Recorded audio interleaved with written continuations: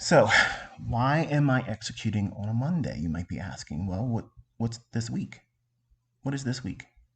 It's the first week of November, and when there is a non-farm payroll event, I will typically look to do my trades Monday, Tuesday, and if I don't have anything by 11 a.m. on Wednesday of that week, then I'm not taking anything.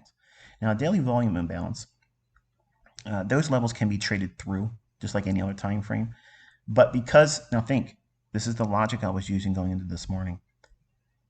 If we are looking at a non farm payroll week, the first week of November, the close of October, that means there's going to be a lot of excitement in the beginning of the week because professional traders are not trading Thursday and Friday of non farm payroll weeks.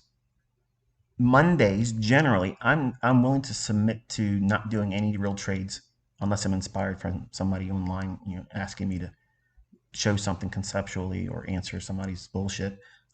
Then I'll do something on a Monday.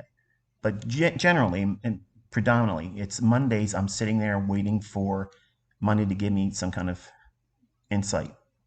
I'm willing to pay that premium of letting it do whatever it wants to do on Monday and not be participating in it. So that way I'd have a better read on price for Tuesday, Wednesday, and or Thursday going into the week close. But I am always chomping at the bit to trade on a Monday during the week of non-farm payroll. That's a general rule that my students have been taught for years. For a long time, it's been publicly known that I don't generally like to trade on Mondays, but not that I can't do it. I just predominantly want to limit my trades to Mondays on non-farm payroll week because right out of the gate, there's going to be a lot of volatility on that Monday. So for the folks that are asking, why was there so much movement this morning? Look at every Monday of a non-farm payroll week. It's usually right out the gate, a lot of excitement because what they're trying to do is they're trying to inspire specific sentiment that will be attacked later in the week during the 8:30 news of non-farm payroll. So it's a lot of manipulation, but the cleanest price action is always going to be found on non-farm payroll weeks on Monday, Tuesday, and up to 11 a.m. on Wednesday. After that, it's a whole lot of tomfoolery going on. So, if you don't know how to trade, if you don't know what you're looking for, you can be very easily chopped up. You can be led astray into thinking that you see a trade there that's not. I'm referring to things after the Wednesday 11 a.m. time. So, if you haven't had a trade on by Wednesday morning's opening bell to say 10:30, and if you don't have a lot of experience, it's just don't do anything the rest of the week and just practice reading the tape and be thankful when you do it wrong that it didn't hurt you. Okay, because if I push it really hard, if I push really, really hard during the Thursday and Friday of non-farm payroll weeks, I'm more prone to have more losing trades than if I were to avoid them. Okay, so it's important that you understand that it's kryptonite for people even that know how to trade really, really well. Those conditions are very fickle, meaning that the market can go and start presenting suggestions, technically, and across all manner of trading, not just my concepts, but all of them. It'll lead one to think that it can go higher or lower, or that it might consolidate, and then it doesn't consolidate. It runs real wild one direction, and then you think, okay, well now it's really going to run that direction or reverse, and then you get in, then it consolidates and chops you up. So that's why I teach and I try to influence you to not want to do anything on Thursday and Friday of non-farm payroll. It's important that you understand that those days are extremely likely to hurt you, even if you're good at trading, even if you've been doing it for a long time. You're inviting failure when it's not needed. You can simply just avoid it. Okay. Monday on a non-farm payroll week, it's the beginning of a new month, end of an old month, and that's a Monday that I would be trading. And the characteristic of that Monday is that it's going to be out the gate real quick trying to get somewhere. Don't take my word for what I just said. Do not do that. I want you to go back and look at the markets that you trade. Look at the Monday of non-farm payroll. So non-farm payroll weeks on Monday, generally there's a lot of excitement right out the gate. 9 o'clock to 9:30, there's a lot of excitement. Lots of excitement. It's designed to be that way because it gets people excited about the whole week. Because already people that are just warming up to the idea of trading, they hear about this myth, this legend of people making lots of money on non-farm payroll. It's big moves on non-farm payroll. NFP, baby, for life. And then they get out there and they wreck their ass. They go out there and they do their own ass in, and they don't ever want to touch a non-farm payroll ever again.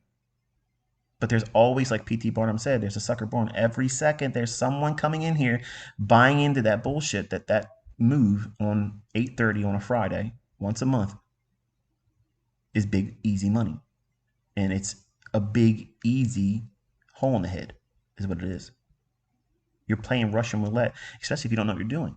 But while everybody else, while all the retail Joes, retail Ricks, all these average folks that just simply want to get out here and just plunk their money down with no logic behind it, want to gamble, all their attention is where? Friday. NFP, not for professionals. So if Friday's really not the professional day, when is the professional day or days? Monday and Tuesday. Now, when is Wednesday a factor for smart money to be using that up until 11 o'clock in the morning?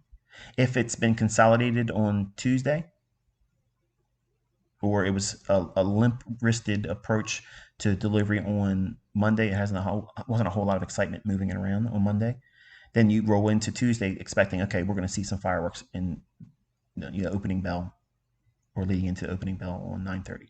Equities, Forex, everything's going to move around real nice. But if it doesn't do it on Tuesday, that means you're going to have a really fast and wild Wednesday morning session that will become choppy and uncertain right as we go into the lunch hour, New York lunch hour after 11 o'clock on Wednesday. That's not complicated, folks. That's not complicated. That's not a complication. That's not something you can't figure out how to use. It's something that's going to repeat every single month. And because I know that there's going to be a lot of excitement on Monday, I want to be in there hunting on Monday, accepting the fact that, okay, it might go stale or I might take a loss. Okay, fine. If I have it read wrong on Monday, I know that the likelihood of me getting back a loss on a Tuesday on that day is easy. So it's worth it for me to take that risk on a Monday. It's worth it for me to push in there and pyramid a position. It's worth it for me to do that because I've been doing it long enough. I've seen it. I have the data behind it. I've seen this happen for decades. For you, today, you're learning about it for the first time. And I'm reminding you, don't take my word for it. Go into your charts and study it. Collect the data yourself, because once you have it in your own hands and you see it, no one's going to tell you otherwise. No one's going to discourage you with their bullshit posts and made up bullshit. Okay? You can see it for yourself. That's important as a trader. You have to have your own evidence. You have to be able to see this in your own charts, being able to say, okay, yeah, I see this panning out. But don't be in a hurry to see that panning out in your charts. And then, okay, I've seen it one time. Now I got to go out and try to do it with a live account, or I got to try to do it with a funded account. That's the mistake that 99% of my students and everybody else's students, when they think they have been introduced to something enough, to let me go out and try it. That's not what you want to be doing. Not in these markets, you don't. You don't want to do those types of things. That is a recipe for failure.